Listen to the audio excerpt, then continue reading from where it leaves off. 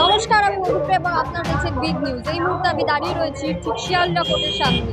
গত 9 August RG Kar medical কলেজে যে নারকীয় হত্যাকাণ্ড ঘটেছিল তার কথা আমরা সকলেই জানি এবং সেই পূর্ণ দর্শনের মতো যে জঘন্য ঘটনা তার প্রতিবাদে কিন্তু গোটা দেশের মানুষ গর্জে উঠেছিল এবং আজ তার সেই ঘটনা 3 মাস পেরিয়ে গেছে, কিন্তু তারপরেও কিন্তু এখনো অবধি যারা অধরা দোষী বা আসল দোষী তারা কিন্তু এখনো অবধি অধরাই থেকে গেছে এবং সেই জন্য আজ আবারও মানুষেরা জমায়েত করেছেন এই ঠিক শিয়ালদা কোর্টের সামনেই এবং কি বলছেন তারা তা শুনে নেব সরাসরি তাদের মুখে।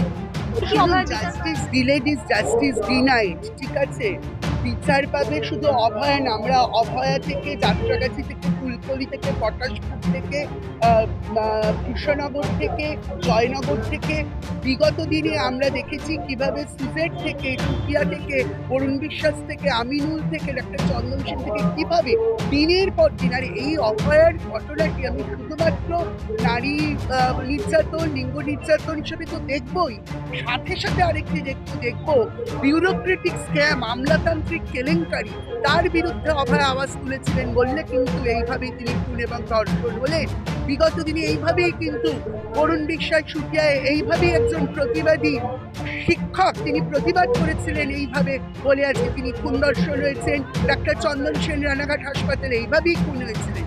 তো এইভাবে এই যে একের পর এক বাংলা নিজের মেয়েকে চায় না এবং ভাসনাবর পর বাংলা নিজের ধর্ষককে চাইতে পরিণত হয়েছে। লালন রবীন্দ্রনাথের the city of joy has turn into a city of ভয়, ফিয়ার, থ্রেট কালচার, রেপ কালচারে পরিণত হয়েছে। তো আমরা সাধারণ নাগরিকরা যাদের মাথা কোনো রাজনৈতিক স্বার্থান্বেষী দলীয় এতে বাধানি, চিকি বাধানি সাধারণ মানুষরা আমরা আজকে পথে নেমেছি। আমরা বারবার করে পথে নামবো যতদিন না এই অভয়া এবং সাথে সাথে অন্যান্য খুন ধর্ষণের আজকে বিচার আমরা ঠিক মতো বিচার আমরা পাই। আমরা তো দীর্ঘদিন থেকেই দেখছি যে কিভাবে থ্রেট কালচার, আমরা তো ঐতিহাসিকভাবে দেখছি কিভাবে থ্রেট কালচার, কিভাবে রেপ কালচার এবং রেপকে নর্মালাইজ করে, অ্যাপ্রোপ্রিয়েট করে ভিকটিম ব্লেমিং, ভিকটিম শেমিং এর নাম করে কখনো সাজানো ঘটনা, কখনো প্রেম ছিল, কখনো পেটে বাচ্চা ছিল, কখনো ইচ্ছাকৃত হয়েছে, কখনো ওখানে দর কষাকষি করছিল। মাননীয়া ফেল করেছেন মহিলা এবং প্রান্তিক যৌনতার মানুষের সিকিউরিটি, নিরাপত্তা, সুরক্ষা দিতে। তাই ড্যামেজ কন্ট্রোল করতে গিয়ে উনি বারবার এই ধরনের যৌন মৌলবাদী অগণতান্ত্রিক স্বৈরাচারী মন্তব্য বারবার করে করছেন।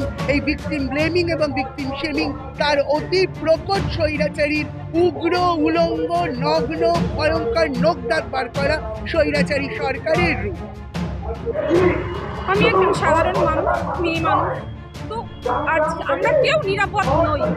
তো সেই জন্য চাইছি যে যদি মুখ্যমন্ত্রী ভেবে থাকে আমরা চেপে গেছি, আমরা সরে গেছি, ভুল ভাবছে। আমরা কিন্তু চেপে যাইনি, আমরা এই আন্দোলন চালিয়ে যাব, চালিয়ে যাচ্ছি এবং আগামী দিনও চালিয়ে যাব। আমি আর কিছু চাই না। উনিও তো একজন মেয়ে মানুষ, উনি কি এইরকম করতে পারেন? আজ উনি কি রাজনীতি খেলছেন? ওনার ছেলেকে আজকে বসাতে চাইছেন, এটা কি ঠিক করছেন? ওনাকে এটা মেনে নিতে, মানে উনি মেনে নিলেও আমরা তো মেনে নিতে পারছি না। ওনাকে ছড়তে হবে এবং ছেলেকেও সরতে হবে, এটাই আমাদের বক্তব্য। এবং উনি যদি এই চেয়ারের থেকে উনি যদি সঠিক বিচার দিতে চান বা দিতে পারেন তাহলেই আমরা মেনে নেব, নইলে নয়। আচ্ছা, শুধু অভয়া না, অভয়ার পরেও কিন্তু এরকম বহু ঘটনা চলে আসছে। তো মানে একজন সদ্যজাত, বলতে গেলে সদ্যজাত শিশু থেকে বৃদ্ধ একজন 90 কি 80 বছরের বৃদ্ধা, তারাও কিন্তু আজকে নিরাপদ নেই। কি বলবেন? আপনি তো নিজেও একজন না। একদম, আমি এই জন্য চাই যে সঠিক বিচার হোক। প্রত্যেকটা মেয়ে মানুষ এবং এই যে বাচ্চা বাচ্চা শিশুরা যারা এইভাবে নির্যাতিত হচ্ছে, এটা জাস্ট মেনে নেওয়া যাচ্ছে না, পারছি না, আমরা পারছি না। মানে নিজেকে নিজে এত অসহায় লাগে, ভাবি কি আমরা কোন রাজ্যে বাস করছি, কোন রাজ্যে বাস করছি আমরা। মানে আমি পারছি না, জাস্ট বলতে পারছি না। মানে কি বলবো যে আমরা কোথায় এসে দাঁড়িয়েছি, আমাদের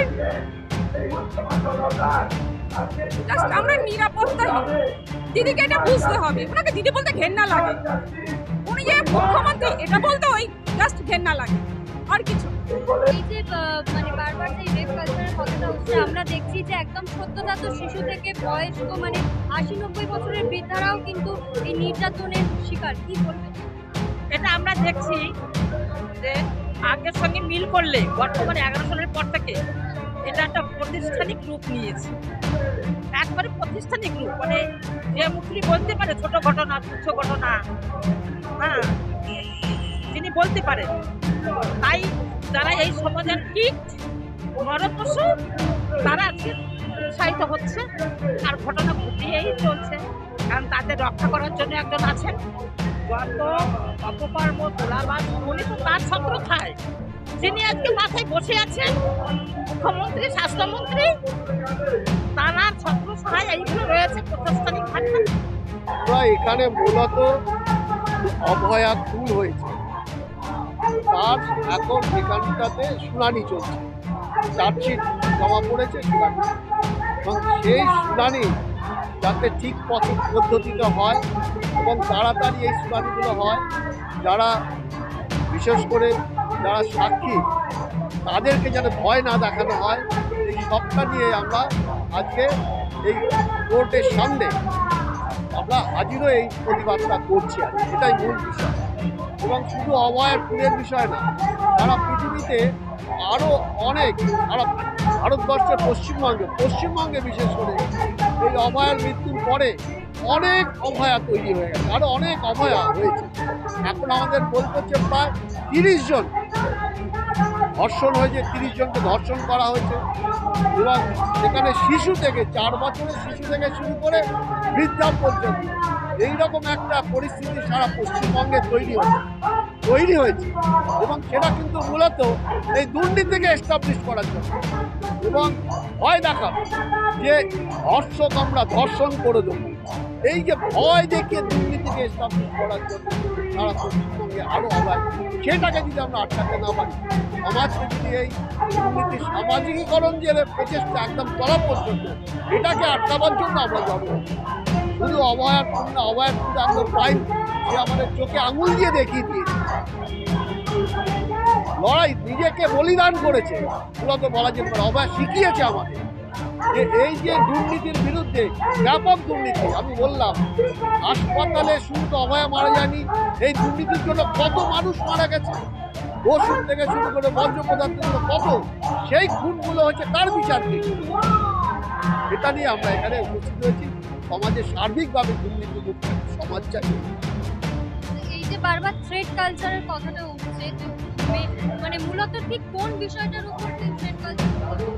সব বিষয় আপনি যাতে মুখ খুলতে না পারেন, শুধু হাসপাতালে না, একদম তলার লেভেলে আমরা দেখলাম যে বাড়ি, এই যে আবাস পরিকল্পনার মধ্যে একজনের কাছ থেকে একজন প্রশাসনের, পঞ্চায়েত লেভেলের প্রশাসনের লোক, তারা বাড়ি না দিয়ে আগে টাকা নিয়ে নিয়েছে, টাকা নিয়ে বলছে যে আমরা হচ্ছে তোমায় বাড়ি দেবো, তার আগে তুমি আমায় টাকা দেবো, মানে ঘুষ দাও, এইটা দুর্নীতি। তো তখন টাকা চাইতে কাছে তাকে মারা হলো, তার মানে কি, এটাকে ছড়িয়ে দেওয়া হলো।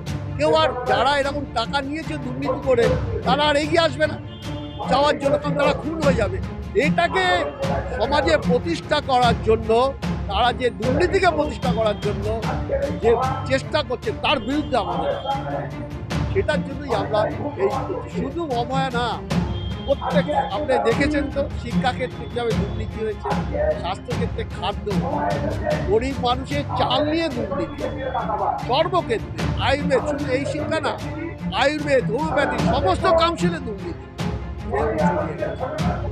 ইতিমধ্যে অভয়ের যে কেসটা উঠেছে শিয়ালদা কোর্টে এবং তার শুনানিও চলছে, এবং সেই শুনানি যাতে খুব মসৃণভাবে চলে এবং সাক্ষীদের ভয় দেখিয়ে সরিয়ে না দেওয়া হয়, তার আশায় কিন্তু সাধারণ মানুষরা এখানে জমায়েত হয়েছেন শিয়ালদা কোর্টের বাইরে, এবং তারা প্রতিবাদ করছেন, এবং তাদের এই প্রতিবাদ জারি থাকবে যতদিন না পর্যন্ত অভয়ার সঠিক বিচার পাচ্ছে।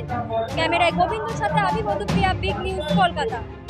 বিগ নিউজ, সবার আগে সবার সাথে।